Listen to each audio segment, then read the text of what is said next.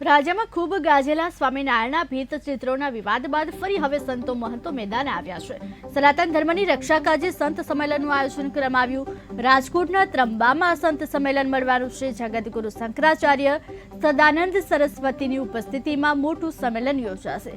આ સંમેલનમાં ખાસ તો હિન્દુ દેવી દેવતાઓ પરની ટિપ્પણી મુદ્દે કાયદાકીય પગલાં લેવા નિર્ણય લેવાશે, જેમાં ખાસ તો સ્વામિનારાયણ સંપ્રદાયના પુસ્તકોમાં ખોટી ચિતરેલી વાતોને દૂર કરવા ચર્ચા થશે। આ અંગે ચાપરડાના મહંત મુક્તાનંદ બાપુએ જણાવ્યું કે જે પિતા હોય તે પિતા જ રહે છે અને જે દીકરા હોય તે દીકરા જ રહે છે। ધર્મક્ષેત્રનું નેતૃત્વ કરનાર શાસ્ત્રના જાણકાર હોવા જોઈએ, ક્યાં વૈરાગી હોવા જોઈએ, ક્યાં જ્ઞાની હોવા જોઈએ, ક્યાં ભક્તિવાન હોવા જોઈએ, ક્યાં પરમાર્થી હોવા જોઈએ। આવા યુવાનો તૈયાર નહીં કરીએ તો આગળ જતા મઠોની પરિસ્થિતિ શું થશે બધા મઠાધીશો વિચાર કરી લેજો। એટલે યોગ્ય વ્યક્તિઓ તૈયાર કરવા મુખ્ય ચિંતાનો વિષય સનાતન સંસ્કૃતિના જે કોઈ ખટ દર્શન હોય એ બધાને સમાવેશ કરવામાં આવશે।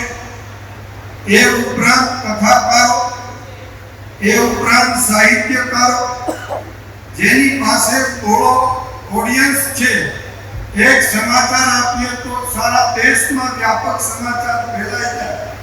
આ બધાનો સાથ અને સહકાર આ ટ્રસ્ટ લેશે। આખર સનાતન ધર્મની રક્ષા કેવી રીતે થાય, યુવા પેઢીના હૃદયની અંદર કેવી રીતે આ ભાવનાઓ પ્રગટે।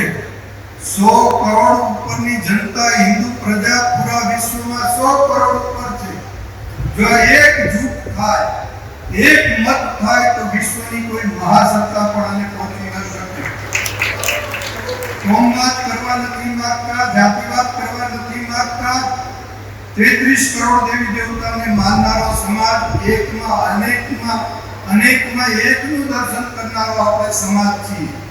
વિશેષ ટાઈમ ન લેતા લાખો વર્ષથી અસ્તિત્વ ટકી રહ્યું છે, એની પાછળનું કારણ કોઈ દિવસ કોઈની લીટી ભૂસવાનો